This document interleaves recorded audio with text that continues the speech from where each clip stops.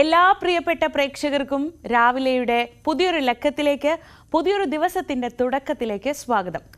ഈ ദിവസത്തെ പ്രധാനപ്പെട്ട വാർത്തകൾ ഒക്കെ നോക്കും മുമ്പ് നമ്മൾ ആദ്യം കുറച്ച് പ്രാദേശിക വിശേഷങ്ങളിലേക്ക് പോവുകയാണ്. നാട്ടിലെന്തുണ്ട്?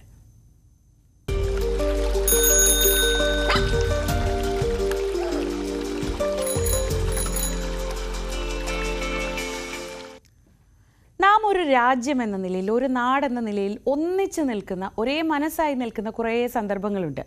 അതിലൊന്നാണ് നമ്മുടെ കായിക വിനോദങ്ങൾ. ആ കായിക താരങ്ങൾ നമ്മുടെ രാജ്യത്തിൻ്റെ മുഴുവൻ അഭിമാനവുമായിട്ടാണ് എപ്പോഴും കളത്തിലിറങ്ങുക. അങ്ങനെ എന്നും അവർ നമ്മുടെ അഭിമാന താരങ്ങളായിരിക്കും. അങ്ങനെ പ്രായം തളർത്താത്ത ചില അഭിമാന താരങ്ങൾ ഇന്നലെ വീണ്ടും കളത്തിലിറങ്ങി, ഫുട്ബോൾ ആവേശവുമായി. തിരുവനന്തപുരത്ത് പോലീസ് മൈതാനത്താണ് അവർ ഇറങ്ങിയത്. കേരള പോലീസ് ഫുട്ബോൾ ടീമിൻ്റെ 40ാം വാർഷികത്തിൻ്റെ ഭാഗമായിട്ടായിരുന്നു കേരളത്തിൻ്റെ പ്രിയ താരങ്ങൾ വീണ്ടും കളത്തിൽ പന്ത് തട്ടിയത്.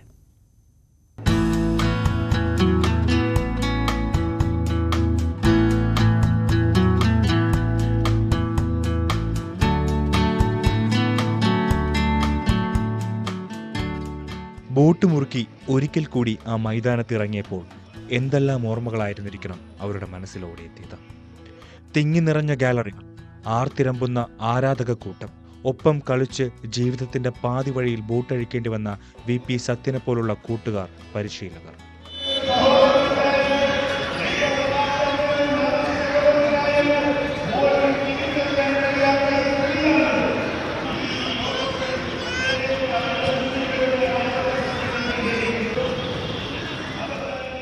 വിജയനെയും ഷറഫിലെയും തോബിയാസിനെയും ചാക്കോയെയും ഒക്കെ ഇന്ത്യൻ ഫുട്ബോളിന് സമ്മാനിച്ചത് ആ പഴയ പോലീസ് ടീമാണ്. ഏത് കൊലകൊമ്പനെയും മുട്ടുകുത്തിക്കുന്ന, ആരോടും ഏറ്റുമുട്ടാൻ ഭയമില്ലാത്ത ഫുട്ബോൾ കരുതൽ. പ്രായം കാലുകളുടെ വേഗത്തിന് പൂട്ടിട്ടെങ്കിലും പ്രതിഭയ്ക്ക് മങ്ങലേൽപ്പിക്കാൻ ഒരു കാലത്തിനും കഴിയില്ലെന്നതിന് ഇന്നലത്തെ കളിയും സാക്ഷി.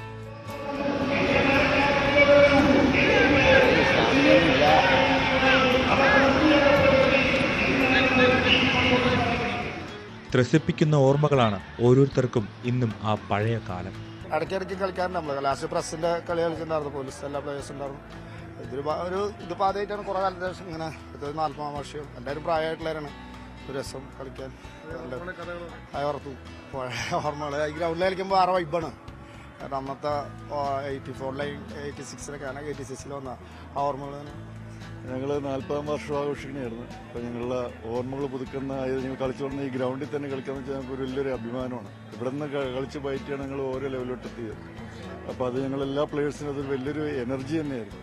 പോലീസ് സ്റ്റേഡിയത്തിൽ നമ്മൾ 87-ലെ നെഹ്റു കപ്പ് തൊട്ട് ഓർമ്മ വരിക. ഹംഗറിയുമായിട്ടുള്ള കളികളൊക്കെയാണ് ഓർമ്മ വരുന്നത്. അന്ന് ഗോൾ പോസ്റ്റിൻ്റെ അവിടെയൊക്കെ പുല്ലില്ലായിരുന്നു. ഇന്ന് പുല്ലൊക്കെ ഇപ്പം ഡൈവ് ചെയ്യാനൊക്കെ തോന്നുന്നു. പക്ഷേ ഡൈവ് ചെയ്യാൻ തോന്നുന്നെങ്കിലും ബോഡി അനുവദിക്കുന്നില്ല. എന്നാലും കളിക്കണമെന്നുള്ളൊരു ആവേശമാണ്. പോലീസ് ടീമിനെ നേരിട്ട കേരള 11-ൽ കളിച്ചതും ഇന്ത്യൻ ഫുട്ബോളിലെ മഹാരഥന്മാരുടെ സംഘമായിരുന്നു. ഒരുപാട് ഇന്ത്യൻ താരങ്ങളെ, സംസ്ഥാന താരങ്ങളെ സംഭാവന ചെയ്ത ടീമാണ് പോലീസ്. അപ്പം ഇതുപോലുള്ള ടീമുകൾ ഇനിയും വളർന്നു. നമ്മുടെ ടീം ഇപ്പം കുറച്ച് ഇതിലാണ്. അപ്പം എല്ലാ ടീമുകളും, ഡിപ്പാർട്ട്മെന്റ് ടീമുകൾ ഇനിയും വളർന്നാൽ തന്നെ കേരളത്തിന് കൂടുതൽ, ഇപ്പോൾ നാഷണൽ ഗെയിംസിലെ വിജയത്തിൽ നല്ല വിജയമാണ്. അപ്പോൾ കൂടുതൽ താരങ്ങൾ വളർന്നു വരാൻ എല്ലാവിധ സപ്പോർട്ടും കൊടുക്കട്ടെ ഗവൺമെന്റ്. നമ്മളൊക്കെ വേറൊരു സ്റ്റേജിൽ കളിച്ച ആൾക്കാരല്ലേ. അപ്പോൾ ഒന്നാമത്തെ കാര്യം എന്ന് പറഞ്ഞാൽ നമ്മുടെ മനസ്സിലെത്തി ആലോചിക്കുന്ന വിധത്തിലുള്ള ബോഡി മൂവ്മെന്റ്സ് കിട്ടില്ല. ഞാനൊക്കെ എക്സെപ്ഷനലാണ് ശരിക്കും പറയണമെങ്കിൽ. ഇപ്പോഴത്തെ പിള്ളേരെ വെച്ച് നോക്കണമെങ്കിൽ ഞാനൊക്കെ എക്സെപ്ഷനല്ല. ഞാനൊക്കെ ഗ്രൗണ്ടിൽ ഇറങ്ങാനും കൂടെ പറ്റാത്ത ഒരവസ്ഥയിൽ നിൽക്കേണ്ടതാണ്. പത്മശ്രീ നേടിയ IM വിജയനെയും പോലീസ് ടീം മുൻ പരിശീലകനായിരുന്ന AM ശ്രീധരനെയും ഗബ്രിയേൽ ജോസഫിനെയും ചടങ്ങിൽ ആദരിച്ചു. ന്യൂസ് 18 തിരുവനന്തപുരം. മൂന്നാറിലെത്തുന്ന വിനോദസഞ്ചാരികൾക്ക് ഇനി മൂന്നാറിൻ്റെ മുഴുവൻ സൗന്ദര്യവും ആസ്വദിക്കാൻ ഒരവസരം. ഡബിൾ ഡെക്കറിൽ യാത്ര ചെയ്ത് മൂന്നാറിൻ്റെ മനോഹരമായ കാഴ്ചകൾ കാണാനാണ് അവസരമൊരുക്കുന്നത്. മുകൾ വശത്തും ഇരുവശങ്ങളിലും ഗ്ലാസ് പാനലുകൾ കൊണ്ട് നിർമ്മിച്ചിട്ടുള്ള ബസ്സിലാണ് ഇനി നമുക്ക് മൂന്നാറിൽ ഡബിൾ ഡെക്കർ യാത്ര സാധ്യമാവുക. പ്രകൃതി മനോഹര കാഴ്ചകളാൽ സമ്പന്നമായ മൂന്നാർ. ഈ കാഴ്ചകൾ സഞ്ചാരികളിലേക്ക് എത്തിക്കാൻ പുതിയ സൗകര്യമൊരുക്കിയിരിക്കുകയാണ് KSRTC. മനോഹരമായി രൂപകൽപ്പന ചെയ്ത ഡബിൾ ഡെക്കർ ബസ് ഇനി മൂന്നാറിൽ സഞ്ചാരികൾക്കായി ഉണ്ടാകും. ബസ്സിനുള്ളിലിരുന്ന് തന്നെ പുറത്തെ കാഴ്ചകൾ പൂർണ്ണമായി കാണാനാകുമെന്നതാണ് പ്രത്യേകത. മുകൾ വശത്തും ഇരുവശങ്ങളിലും ഗ്ലാസ് പാനലുകളാണ്. മുകളിൽ 38 സീറ്റും താഴെ 12 സീറ്റുമുണ്ട്. മ്യൂസിക് സിസ്റ്റവും സജ്ജീകരിച്ചിട്ടുണ്ട്. കുടിവെള്ളവും ലഘുപാനീയങ്ങളും ബസ്സിൽ ലഭിക്കും. Royal view double decker bus service ടൂറിസത്തിന് മുതൽക്കൂട്ടാകുമെന്നാണ് പ്രതീക്ഷ. മൂന്നാറിലേക്ക് നിലവിൽ KSRTC നടത്തുന്ന ഉല്ലാസയാത്ര സർവീസുകളും സൈറ്റ് സീയിങ് സർവീസുകളും വലിയ ജനപ്രീതി നേടിയിട്ടുണ്ട്. തിരുവനന്തപുരത്ത് നഗരക്കാഴ്ചകൾ എന്ന പേരിൽ ആരംഭിച്ച ഓപ്പൺ ഡബിൾ ഡെക്കർ സർവീസുകൾ ഏറെ ജനപ്രീതി നേടിയിരുന്നു. ഇതേ മാതൃകയിലാണ് മൂന്നാറിലെ സഞ്ചാരികൾക്കായി KSRTCയുടെ double decker bus. News 18 Munnar. ഗുരുവായൂരിലെ പാലം കടവ് നവീകരിക്കാനുള്ള പദ്ധതി തയ്യാറായിരിക്കുന്നു. ഇറിഗേഷൻ വകുപ്പാണ് ഈ നിർമ്മാണത്തിന്റെ മേൽനോട്ടം വഹിക്കുക. കടപ്പുറം ഒരുമനയൂർ പഞ്ചായത്തുകളെ ബന്ധിപ്പിക്കുന്നതാണ് ഈ നടപ്പാലം. 100 കണക്കിന് ആളുകൾ ദിവസവും ആശ്രയിച്ചിരുന്ന പാലം കാലപ്പഴക്കം മൂലം ദ്രവിച്ച് ഉപയോഗശൂന്യമായി. പാലം വഴിയുള്ള യാത്രയ്ക്ക് നിരോധനവും ഏർപ്പെടുത്തി. ഇതോടെ ആളുകൾ ഒരുമനയൂരിൽ എത്തണമെങ്കിൽ ഏറെ ദൂരം ചുറ്റിക്കറങ്ങണം. എന്നാൽ ഈ സ്ഥിതിക്ക് മാറ്റം വരികയാണ്. പാലം കടവ് നവീകരിക്കാൻ പദ്ധതിയായി. പ്രവർത്തനങ്ങൾ ഉടൻ തുടങ്ങും. പാലം നിർമ്മിക്കുന്നതിന് വേണ്ടി 18.6 ലക്ഷം രൂപ ചെലവ് കണ്ടു. ആ തുക MLA ഫണ്ടിൽ നിന്ന് അനുവദിക്കാൻ തീരുമാനിച്ചിട്ടുണ്ട്. പാലത്തിന്റെ സിവിൽ വർക്കുകൾ പൂർത്തിയാക്കിയ നിർമ്മാണ പ്രവർത്തനം, നവീകരണ പ്രവർത്തനം ആരംഭിക്കാൻ കഴിയുമെന്നാണ് പ്രതീക്ഷിക്കുന്നത്. MLA ഫണ്ടിൽ നിന്ന് 18.5 ലക്ഷം രൂപ അനുവദിച്ചിട്ടുണ്ട്. നവീകരണം പൂർത്തിയാകുന്നതോടെ കടപ്പുറം ഒരുമനയൂർ പഞ്ചായത്തുകളിലെ യാത്രാക്ലേശം പരിഹരിക്കാനാകും എന്നാണ് പ്രതീക്ഷ. ന്യൂസ് 18 ഗുരുവായൂർ. പട്ടാമ്പി നേർച്ചയുടെ വലിയ ചരിത്രം. ഇത്തവണ 111ാം നേർച്ചയാണ് ആഘോഷിക്കുന്നത്. ആ ചരിത്രം വിളിച്ചോതുന്ന ഒരു ഫോട്ടോ പ്രദർശനത്തിന്റെ കാഴ്ചകളിലേക്കാണ് ഇനി. All Kerala photographers association Pattambi മേഖലാ കമ്മിറ്റിയുടെ നേതൃത്വത്തിലാണ് ഈ നേർച്ചയുടെ ചരിത്രവും വർത്തമാനവും ഒക്കെ വിളിച്ചോതുന്ന പ്രദർശനം ഒരുക്കിയിട്ടുള്ളത്. പട്ടാമ്പിയുടെ ദേശീയോത്സവമായ നേർച്ച നാടിന്റെ ആകെ ഉത്സവമാണ്. 100-ലേറെ ആനകൾ പങ്കെടുക്കുന്ന വാദ്യമേളങ്ങൾ നിറഞ്ഞ ആഘോഷത്തിന്റെ കാഴ്ചകളാണ് പ്രദർശനത്തിലുള്ളത്. പതിറ്റാണ്ടുകൾ മുൻപുള്ള പട്ടാമ്പി നേർച്ചയുടെ ചിത്രങ്ങൾ വരെ നേർക്കാഴ്ച എന്ന പേരിലുള്ള പ്രദർശനത്തിലുണ്ട്. ഇതിൽ ഏറ്റവും പഴക്കമുള്ള, അതായത് പഴയ കാലത്തുള്ള ഒരു ഫോട്ടോ അടക്കം ഇതിലുണ്ട്. നമ്മുടെ മാതൃഭൂമിയുടെ രവിയേട്ടൻ്റെ ശേഖരത്തിലുള്ള കലാ സ്റ്റുഡിയോയിൽ നിന്ന് അന്ന് എടുത്ത ഒരു ഫോട്ടോ ആണ്. അതടക്കം കഴിഞ്ഞ വർഷം വരെയുള്ള ചില ചിത്രങ്ങളാണ് ഇവിടെ പ്രദർശിപ്പിക്കുന്നത്. തീർച്ചയായിട്ടും ഇത് പലരും ശേഖരിച്ച് വെച്ചിരിക്കുന്ന ഹാർഡ് ഡിസ്ക് അടക്കമുള്ള സിസ്റ്റം അടക്കമുള്ളത് ഓപ്പൺ ആവാത്ത ഒരു വിഷയം കൊണ്ടാണ്. അല്ലെങ്കിൽ വളരെ ഏറെ ചിത്രങ്ങളുണ്ടാവും. തീർച്ചയായിട്ടും അടുത്തൊരു വർഷം ഇത് നടത്തുന്ന സമയത്ത് വളരെയേറെ ചിത്രങ്ങൾ കുറച്ചുകൂടി കൂടുതൽ ഉണ്ടാവാൻ സാധ്യതയുണ്ട്. ഫോട്ടോഗ്രാഫർമാരുടെയും മാധ്യമപ്രവർത്തകരുടെയും ശേഖരത്തിലുള്ള പട്ടാമ്പി നേർച്ചയുടെ 50ഓളം ചിത്രങ്ങളാണ് സജ്ജമാക്കിയിട്ടുള്ളത്. All Kerala photographers association Pattambi മേഖലാ കമ്മിറ്റിയുടെ നേതൃത്വത്തിലാണ് ഫോട്ടോ പ്രദർശനം ഒരുക്കിയത്. ആളൂർ വലിയ പൂക്കുഞ്ഞിക്കോയ തങ്ങളുടെ ഓർമ്മയ്ക്കായാണ് തിരുനാൾ ആഘോഷിക്കുന്നത്. ന്യൂസ് 18 പട്ടാമ്പി. മണൽ ഖനനം അനുവദിക്കില്ലെന്ന് ആഹ്വാനം ചെയ്തുകൊണ്ട് കൊല്ലത്ത് CITUവിന്റെ നേതൃത്വത്തിൽ കടലിൽ സമരം നടത്തി. കടൽ കുത്തകകൾക്ക് തീരെഴുതാനുള്ള നയത്തിന്റെ ഭാഗമാണ് കടൽ മണൽ ഖനനമെന്നും കേരള തീരം ഖനനം ചെയ്യാൻ അനുവദിക്കില്ലെന്നും CITU സംഘടിപ്പിച്ച കടൽ സംരക്ഷണ ശൃംഖല ഉദ്ഘാടനം ചെയ്തുകൊണ്ട് MA ബേബി പറഞ്ഞു. സമരത്തിൽ 100-ൽ പരം ബോട്ടുകളിലായി മത്സ്യത്തൊഴിലാളികളും അണിനിരന്നു.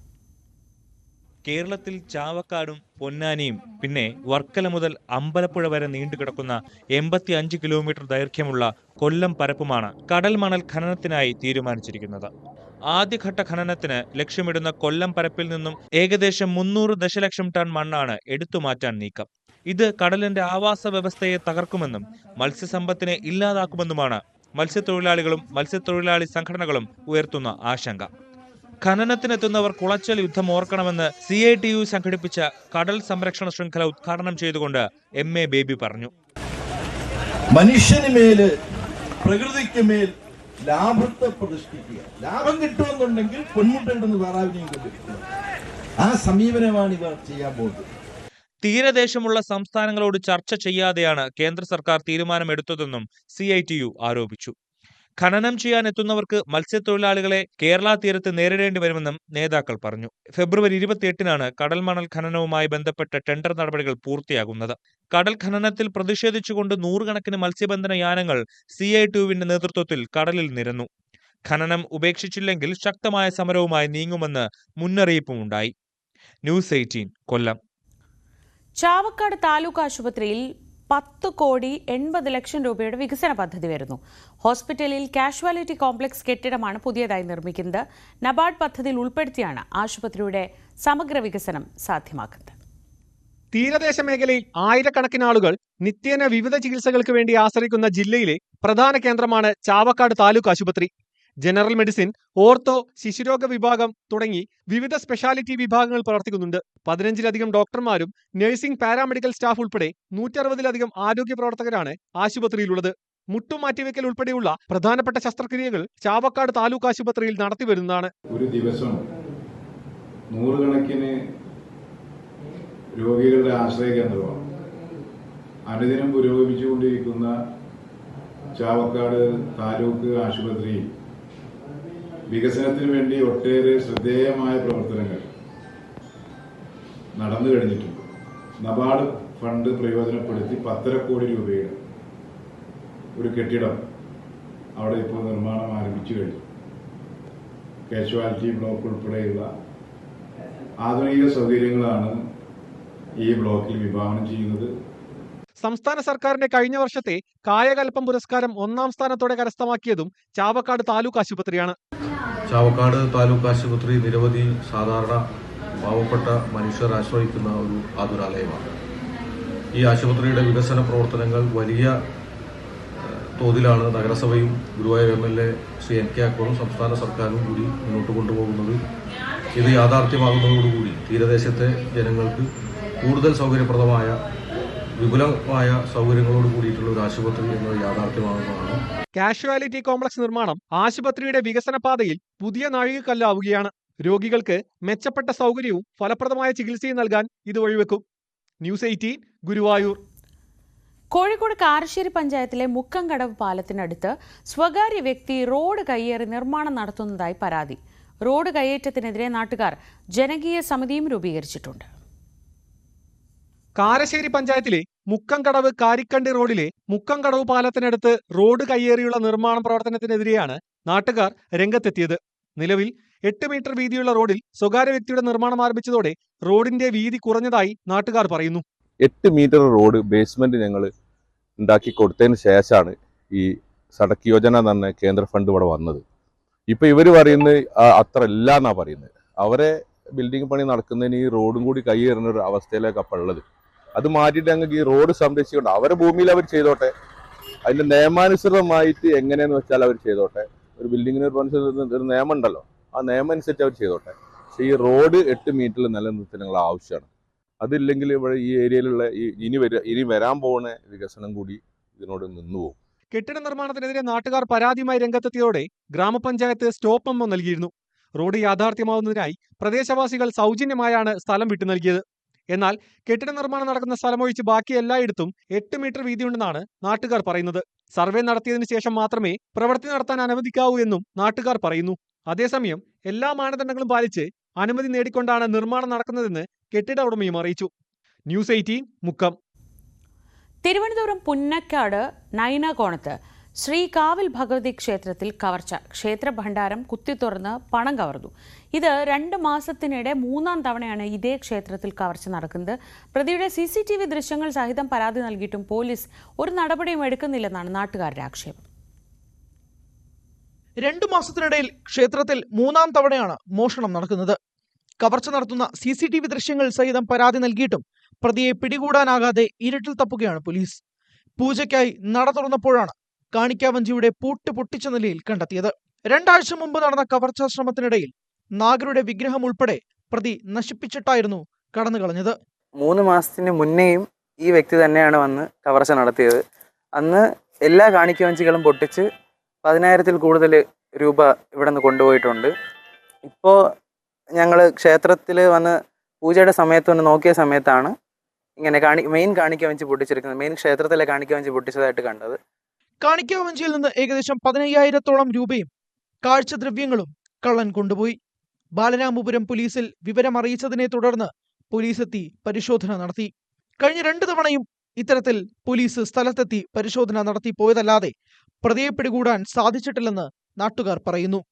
എന്നാൽ മോഷ്ടാവ് തമിഴ്നാട് സ്വദേശിയാണെന്ന് കണ്ടെത്തിയെന്നും എന്നാൽ ഇയാൾ മൊബൈൽ ഫോൺ ഉൾപ്പെടെ ഉപയോഗിക്കാത്തതാണ് പിടികൂടാൻ പ്രതിസന്ധിയാകുന്നതെന്ന് പോലീസ് പറഞ്ഞു. എന്നാൽ പ്രതിയെ എത്രയും വേഗം പിടികൂടണമെന്ന് ആവശ്യപ്പെട്ട് നെയ്യാറ്റിങ്കര ഡിവൈഎസ്പിക്ക് ക്ഷേത്ര ഭാരവാഹികൾ പരാതി നൽകി കാത്തിരിക്കുകയാണ്. ന്യൂസ് 18 നെയ്യാറ്റിങ്കര. സംസ്ഥാന പാർലമെന്ററി കാര്യ ഇൻസ്റ്റിറ്റ്യൂട്ട് സ്റ്റുഡന്റ് സഭ പാലക്കാട് തൃത്താലയിൽ നടന്നു. സംസ്ഥാനത്തെ നിയമസഭാ മണ്ഡലങ്ങളെ വിദ്യാർത്ഥി സമൂഹവുമായി കൂടുതൽ അടുപ്പിക്കുകയാണ് സ്റ്റുഡന്റ് സഭയുടെ ലക്ഷ്യം. മന്ത്രി MB രാജേഷ് സഭയുടെ ഭാഗമായി കുട്ടികളുമായി സംവദിച്ചു. സംസ്ഥാനത്തെ നിയമസഭാ മണ്ഡലങ്ങളെ വിദ്യാർത്ഥി സമൂഹവുമായി കൂടുതൽ അടുപ്പിക്കുന്നതിനായി ആവിഷ്കരിച്ച സ്റ്റുഡൻസ് സഭയാണ് തൃത്താല അഷ്ടാംഗം ആയുർവേദ കോളേജിൽ നടന്നത്. തൃത്താല മണ്ഡലത്തിലെ ഹൈസ്കൂൾ മുതൽ ഉന്നത വിദ്യാഭ്യാസം വരെയുള്ള 44 വിദ്യാഭ്യാസ സ്ഥാപനങ്ങളിൽ നിന്നും 3 വീതം വിദ്യാർത്ഥി പ്രതിനിധികൾ സ്റ്റുഡന്റ് സഭയിൽ പങ്കെടുത്തു. മണ്ഡലത്തിന്റെ വികസനവുമായി ബന്ധപ്പെട്ട പദ്ധതികൾ ആസൂത്രണം ചെയ്യുന്നതും നടപ്പാക്കുന്നതും എങ്ങനെയെന്ന് വിദ്യാർത്ഥികളിൽ അവബോധം ഉണ്ടാക്കുകയാണ് പദ്ധതിയുടെ ലക്ഷ്യം. പാർലമെന്ററി കാര്യവകുപ്പ് മന്ത്രി MB രാജേഷ് ഉദ്ഘാടനം ചെയ്തു. എപ്പോഴാണ് ഉത്തരം കണ്ടെത്താൻ ശ്രമിക്കുന്നത്? ചോദ്യങ്ങൾ ഉണ്ടാകുമ്പോഴാണ്. ചോദ്യമില്ലാതായാൽ പിന്നെ എന്തില്ല? പിന്നെ ഉത്തരങ്ങളില്ല. ഉത്തരങ്ങൾക്ക് സ്വതന്ത്രമായിട്ടുള്ളൊരു നിലനിൽപ്പില്ല. ചോദ്യങ്ങൾക്ക് ഉള്ളതാണ് ഉത്തരം. ചോദ്യങ്ങളാണ് നമ്മളെ ഉത്തരങ്ങളിലേക്ക് നയിക്കുന്നത്. പ്രശ്നങ്ങളാണ് പരിഹാരങ്ങളിലേക്ക് നയിക്കുന്നത്. അതുകൊണ്ട് അറിവിനെ മുന്നോട്ട് നയിക്കുന്നത്, അതുവഴി സമൂഹത്തെ ചലിപ്പിക്കുന്നത് അവസാനിക്കാത്ത ചോദ്യങ്ങളാണ്. മണ്ഡലത്തിലെ വികസനവുമായി ബന്ധപ്പെട്ട 10 പ്രധാന മേഖലകളെക്കുറിച്ചും വിദ്യാഭ്യാസ മേഖലയുമായി ബന്ധപ്പെട്ട വിവിധ വിഷയങ്ങൾ അടിസ്ഥാനമാക്കിയും വിദ്യാർത്ഥികൾ അവരുടെ ആശയങ്ങളും അഭിപ്രായങ്ങളും നിർദ്ദേശങ്ങളും മന്ത്രിയുമായി പങ്കിട്ടു.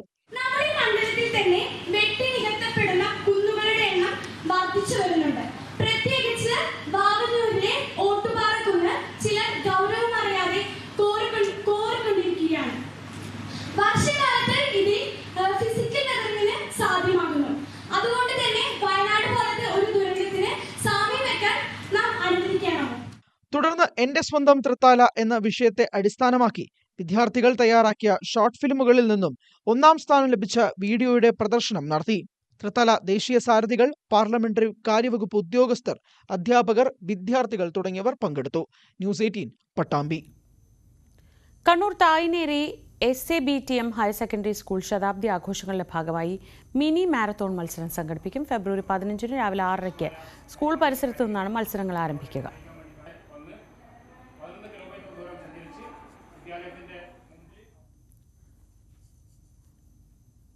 കൊല്ലം Kilikollur silver jubilee zonal office മന്ദിരത്തിന്റെ ഉദ്ഘാടനം ധനകാര്യമന്ത്രി കെൻ ബാലഗോപാൽ നിർവഹിച്ചു. കൊല്ലം ജില്ലാ പുരോഗതിയുടെ കേന്ദ്രമായി മാറുമെന്നും സംസ്ഥാന ബജറ്റിൽ വിവിധ വികസന പദ്ധതികൾക്കായി തുക വകയിരുത്തിയതായും മന്ത്രി പറഞ്ഞു.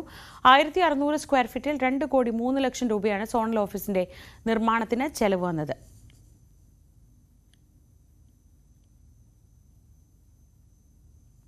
ഇടുക്കി ജില്ലയ്ക്ക് പ്രതീക്ഷ നൽകുന്ന നിരവധി പദ്ധതികളാണ് ബജറ്റിൽ കഴിഞ്ഞ ദിവസം ധനമന്ത്രി കെൻ ബാലഗോപാൽ അവതരിപ്പിച്ചതെന്ന് ജലവിഭവ മന്ത്രി റോഷി അഗസ്റ്റിൻ.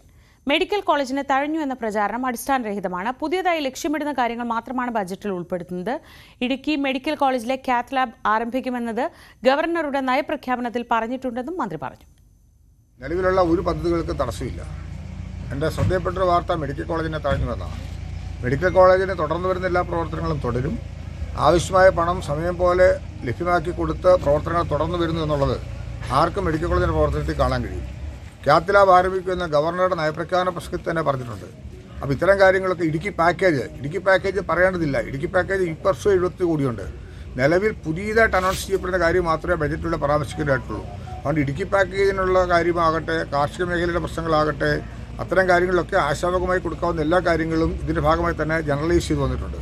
കൂടാതെ ഇടുക്കിക്ക് ടൂറിസം രംഗത്ത് വലിയൊരു മുന്നേറ്റത്തിന് സാധ്യത ഒതുങ്ങുന്ന വിധത്തിലുള്ള ധാരാളം പദ്ധതികൾ കൊണ്ടുവരാനായിട്ട് നമുക്ക് കഴിയും. കലൂർ സ്റ്റേഡിയത്തിൽ പ്രവർത്തിച്ചിരുന്ന ഹോട്ടലിലെ സ്റ്റീമർ പൊട്ടിത്തെറിച്ച സംഭവത്തിൽ അന്വേഷണം പുരോഗമിക്കുന്നു. സംഭവത്തിന്റെ പശ്ചാത്തലത്തിൽ സ്റ്റേഡിയത്തിന്റെ ബലപരിശോധന നടത്തണമെന്ന ആവശ്യവും ശക്തമായി. അന്താരാഷ്ട്ര നിലവാരമുള്ള സ്റ്റേഡിയത്തിൽ ഹോട്ടലുകൾ അനുവദിച്ചതിനെ ചൊല്ലിയും വിവാദം മുറുകുന്നുണ്ട്. 1,00,000-ഓളം പേരെ ഉൾക്കൊള്ളാവുന്നതാണ് GCDയുടെ ഉടമസ്ഥതയിലുള്ള കലൂർ ജവഹർലാൽ നെഹ്റു അന്താരാഷ്ട്ര സ്റ്റേഡിയം. എന്നാൽ ഫിഫ അണ്ടർ-19 വേൾഡ് കപ്പ് വന്നപ്പോൾ ഈ സമവാക്യങ്ങൾ മാറി. അവർ നടത്തിയ സുരക്ഷാ പരിശോധനയിൽ മേൽക്കൂരയും സ്റ്റേഡിയത്തിലെ സുരക്ഷാ ക്രമീകരണങ്ങളും മികച്ചതല്ലെന്ന് കണ്ടെത്തി. തുടർന്നിങ്ങോട്ട് സ്റ്റേഡിയത്തിലേക്കുള്ള പ്രവേശനം നിജപ്പെടുത്തി. ഒട്ടനവധി ഹോട്ടലുകളും അതിന്റെ അടുക്കളകളും സ്റ്റേഡിയത്തിൽ പ്രവർത്തിക്കുന്നുണ്ട്. അപകടത്തിന്റെ പശ്ചാത്തലത്തിൽ ഇതിനെക്കുറിച്ചുള്ള ആശങ്കകളും ഉയരുകയാണ്. അന്താരാഷ്ട്ര സ്റ്റേഡിയം എന്ന് പറയുന്നതിൻ്റെ ബൈലോയിൽ നിന്ന് വ്യത്യസ്തമായി അവിടെ കച്ചവട സ്ഥാപനങ്ങളുണ്ട്, അതുപോലെ തന്നെ ഹോട്ടലുകൾ ഉണ്ടാകുമ്പോൾ അവിടെ ഗ്യാസ് ഇപ്പോൾ ഉണ്ടായത് സ്റ്റീമറാണ്. ഒരു ദിവസം ആയിരക്കണക്കിന് ആളുകളാണ് അവിടെ വന്നു പോകുന്നത്. അങ്ങനെ ഒരു സ്ഥലത്ത് അന്താരാഷ്ട്ര സ്റ്റേഡിയത്തിൽ അടുക്കള പോലെയുള്ള കിച്ചൺ പോലെയുള്ള സാധനങ്ങളാണ് അവിടെ ഉണ്ടാക്കിയിട്ടുള്ളത്. ഇതിൻ്റെ ഓഡിറ്റ് വിഭാഗം അഗ്നിസുരക്ഷാ വിഭാഗം നടത്തിയ ഓഡിറ്റിൽ വളരെ കൃത്യമായി പറഞ്ഞിട്ടുണ്ട് അവിടെ അനുവദനീയമായ അളവിൽ കൂടുതൽ ഗ്യാസ് സിലിണ്ടറുകൾ വെച്ചിട്ടുണ്ടെന്ന് പറഞ്ഞിട്ടുണ്ട്. ഫയർ ഫൈറ്റിംഗ് സംവിധാനങ്ങൾ ഇതൊന്നും സുരക്ഷ ഇല്ലാത്ത രീതിയിലാണ്, പ്രവർത്തനക്ഷമമല്ലാത്ത രീതിയിലാണ് എന്നുള്ളത് പറഞ്ഞിട്ടുണ്ട്. ഹോട്ടലിലെ സ്റ്റീമറിന്റെ പൊട്ടിത്തെറിയെക്കുറിച്ച് ഫാക്ടറീസ് ആൻഡ് ബോയിലേഴ്സ് വിഭാഗം അന്വേഷണം തുടരുകയാണ്. കൊച്ചി കോർപ്പറേഷന്റെ വിവിധ വകുപ്പുകളും അന്വേഷണം നടത്തുന്നുണ്ട്. ഫോറൻസിക് പരിശോധന റിപ്പോർട്ട് കൂടി ലഭിച്ചാലാണ് കേസിൽ പോലീസ് തുടർ നടപടികൾ സ്വീകരിക്കുക. നിലവിൽ ഹോട്ടൽ ഉടമകൾക്കെതിരെ പാലാരിവട്ടം പോലീസ് കേസെടുത്തിട്ടുണ്ട്. സംഭവത്തിൽ ഒരാൾ മരിക്കുകയും 3 പേർ ആശുപത്രിയിൽ ഗുരുതരാവസ്ഥയിൽ തുടരുകയുമാണ്. ന്യൂസ് 18 കൊച്ചി. ഇനി നല്ല വാക്ക് കേൾക്കാം.